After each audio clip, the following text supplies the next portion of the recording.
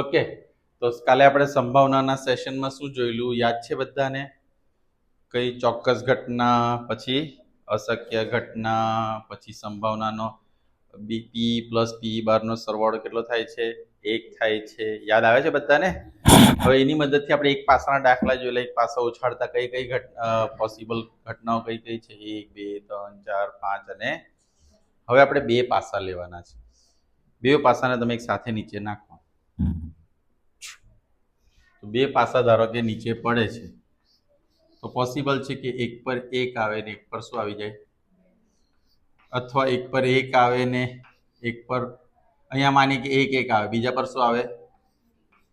1 આવે અથવા તો 1 અને 3 આવે, 1 આવે અને 4 આવી શકે, 1 આવે અને 5 આવી શકે, 1 આવે અને કેટલા આવી શકે? 6 આવી શકે. એટલે તમે પાસો નાખો તો આમાંથી શું આવે એવું ખબર નથી, અને જરૂર નથી કે આના પર 1 જ આવે. હવે અહીંયા 2 1 2 2 2 3 2 4 2 અથવા તો 3 1 3 2, એટલે અહીંયા 1 2 કંઈક બધી વખતે 1 1 1 નહીં, પણ હું તમને એરેન્જ કરીને કહું છું કે બે પાસાને જે તમે એક સાથે ઉછાળો છો તો 6 ગુણ્યા 6 36 શક્યતાઓ છે.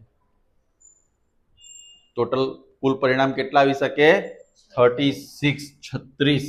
અને 36 પરિણામો જો તમને પરીક્ષામાં લખવા કે તો આપણે લખવા પડે, અને નહીં લખવા કે તો બી લખી કાઢવાના, તો તમે દાખલા ગણી શકો ને. તો 36 પરિણામો કયા કયા હોઈ શકે બે પાસાને ઉછાળતા? તો 6 એક પાસા પર 6, એટલે ટોટલ પરિણામ કેટલા આવશે? 36. એ 36 પરિણામો લખવાના કેવી રીતે?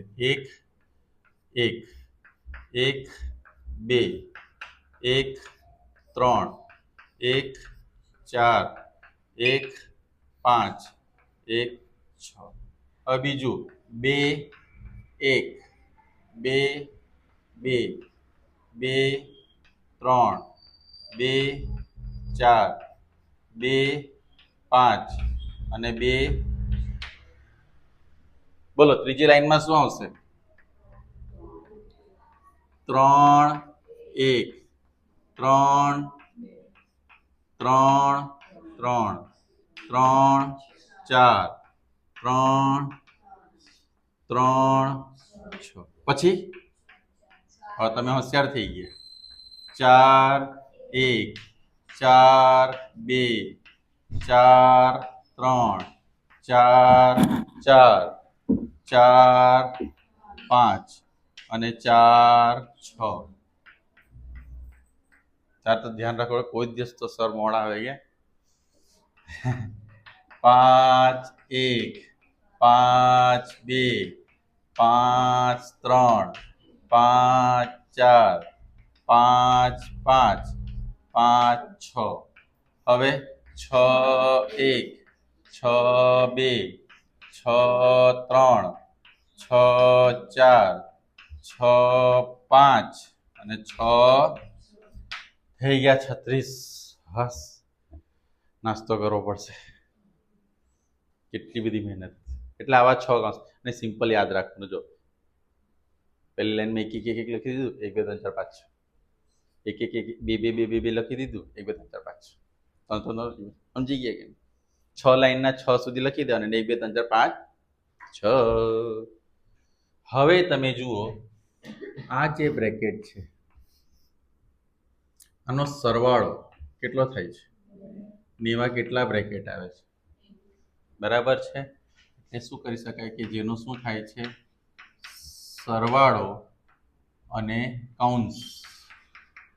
એટલે જેનો સરવાળો 2 થાય એવા કેટલા કૌંસ મળે છે? હવે તમને આનો સરવાળો શું જોવા મળે છે? 2 ને 1 3, 2 ને 1 3. તો સરવાળો જેનો 3 થાય એવા કેટલા કૌંસ મળે છે? બરાબર. કોઈ લોજિકમાં પ્રોબ્લેમ? આ સરવાળો કેટલા થાય છે? 3 ને 1 4, 2 ને 2 4, 3 ને 1 4. જેનો સરવાળો 4 થાય એવા કેટલા કૌંસ મળે છે?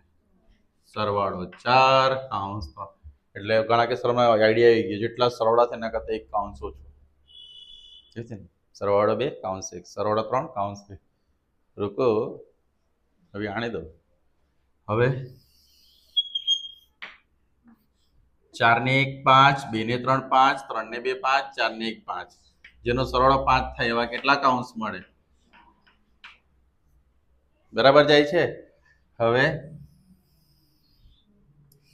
અને 5 ને 1 6, 4 ને 2 6, 3 ને 3 6, 4 ને 2 6, 5 ને 1 6, 6 એવા કેટલા કૌંસ મળે?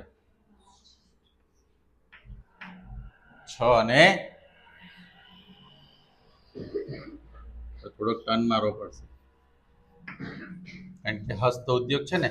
6 ને 1 7, 5 ને 2 7, 4 ને 3 7, 4 ને 3 7, 5 ને 2 7, 6 ને 1 જેનો સરવાળો 7 થાય તેવા 6 હવે ઘટવા લઈ. એવું જ થયું ને?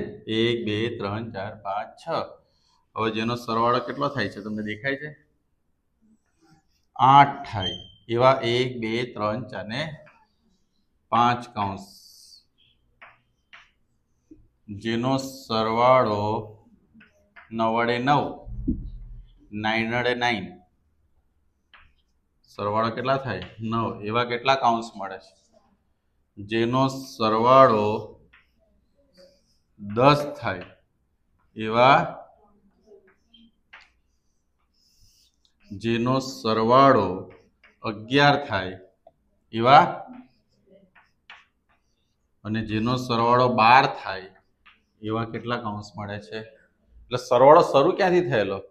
2 થી 12 અને આ 1 2 3 4 5 6, 5 4 3 2 1 ઊંધું 1 2 3 4 5 6, 5 4 3 2 1. યાદ રાખવાની અલગ અલગ મેથડો બધા તમે બનાવી શકો. અમે યાદ રાખવા જો એક્ઝામમાં ઘણીવાર 3 માર્ક્સમાં પૂછાય ને તમને કે ભાઈ અવલોકનો પણ દર્શાવો, તો તમારે અવલોકનો દર્શાવવા પડે. હવે આમાં કેવી રીતે પૂછાય તમને સમજાવો. જેનો સરવાળો 2 થાય એની સંભાવના કેટલી? ધારો કે 2 સમતોલ પાસાને તમે ઉછાળો છો. 2 સમતોલ પાસાને શું કરો છો? ઉછાળો છો. અને સરવાળો કેટલો થાય તેની સંભાવના કેટલી? તો કૌંસ કેટલા છે? તો 1/36. જેનો સરવાળો 3 થાય એની સંભાવના કેટલી? 2/36. 18 × 36 કટ થઈ જશે. જેનો સરવાળો 4 થાય એની સંભાવના કેટલી? 3/, જેનો સરવાળો 5 થાય 4/36 એટલે 4 9, જેનો સરવાળો 6 થાય, જેનો સરવાળો 7 થાય, જેનો સરવાળો 8 થાય, સરવાળો 9 થાય, સરવાળો 10 થાય, 11 થાય, સરવાળો 12 થાય, આટલા સરવાળો આવી શકે. હવે આમાં બીજું શું આવી શકે? આપેલા કૌંસમાં સરખી સંખ્યા હોય એની સંભાવના કેટલી? તો સરખી સંખ્યાઓ કઈ છે? 1 1, 2 2, 3 3, 4 4, 5 5, 6 6. બરાબર. કેવી સંખ્યાઓ? બંને કૌંસમાં કેવી સંખ્યા હોય? બંને કૌંસમાં સરખી સંખ્યા હોય એની સંભાવના એટલે 1 1, 2 2, 3 3, 4 4, 5 5 એટલે કે 5 5, 6 6. તો કેટલા છે એવા ઓપ્શન તમારી પાસે? 6. એટલે જવાબ શું આવશે? 6/36. મજા આવે છે? 6 6 36. હે ને? વરસાદમાં જરૂર પડે ને. હવે બીજો ઓપ્શન એવો આવે, કૌંસની બંને સંખ્યા એકી હોય એટલે કે ઓડ નંબર. કૌંસની બંને સંખ્યા એકી હોય એવા કેટલા કૌંસ છે? તો પહેલા તો જો 2 વાળી લાઈન આખું ચાલી જાય, 4 વાળી લાઈન આખી ચાલી જાય, અને આ લાઈન તો પૂરી જ નીકળી જાય કારણ કે એમાં એક એક સંખ્યા બેકી છે. બરાબર છે. હવે આમાં જોવાનું, આમાં આડી 2 વાળી લાઈન બી ચાલી જાય ને, આડી 4 વાળી, આડી 6 વાળી. પણ બધું કન્ફ્યુઝ કરવા કરતા આપણે ડાયરેક્ટ લેવાનું. આ બંને જો એકી સંખ્યા 1 2 3 4 5 6 7 8 9 બરાબર ને કઈ કઈ સંખ્યા કીધી છે અહીંયા 1 1 1 3 1 5 3 1 3 3 5 5 1 5 5 5 તો ટોટલ કેટલી સંખ્યા થઈ 9 જવાબ શું આવશે 9 ના છેદમાં તો બેકી હોય તેવી બેકી સંખ્યા માટેનો રૂલ શું હશે બંને કૌંસમાં બેકી સંખ્યા બંને સોરી કૌંસની કેવી સંખ્યા કૌંસની બંને સંખ્યા કૌંસની બંને સંખ્યા શું હોય આમાં શું કાઢી નાખવાનું તો એકી કાઢી નાખવાના પછી જેમાં એક પણ બેકી તો એમાં બી 9 જ આવશે ને એમાં બી કેટલા આવશે એકી 9 તો બેકી પણ કેટલી આવશે ક્લિયર થાય છે આના સિવાય તો એવું આવે કે બંને સંખ્યા અવિભાજ્ય હોય તેવું શોધો અવિભાજ્ય એટલે એમાં એક વાળું બી નહીં આવે આપણે એમાં બે વાળું આવી શકે બે એક નહીં આવે બે બે આવી શકે બંને અવિભાજ્ય છે બે ત્રણ આવી શકે બે પાંચ આવી શકે ત્રણ પાંચ આવી શકે ત્રણ ત્રણ આવી શકે ત્રણ બે આવી શકે એક્ઝેક્ટલી પાંચ બે આવી શકે પાંચ ત્રણ આવી શકે પાંચ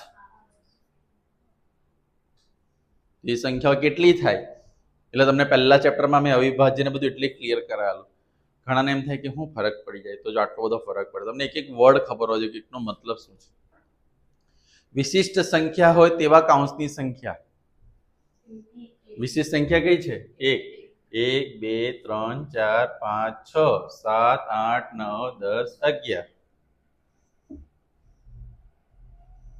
કેટલા કૌંસ થયા 1 2 3 4 5 6 7 8 9 10 11 ના છેદમાં 36 બીજું હવે એમ કે આપણે બીજું તો જોઈએ તમને આમાં કંઈક પ્રોબ્લેમ છે કોઈને સમજવામાં ક્લિયર થાય છે તો આ શું થયું બે પાસાઓ સમતોલ પાસા એટલે એવા પાસા જેમાં કોઈ ચીટિંગ ના હોય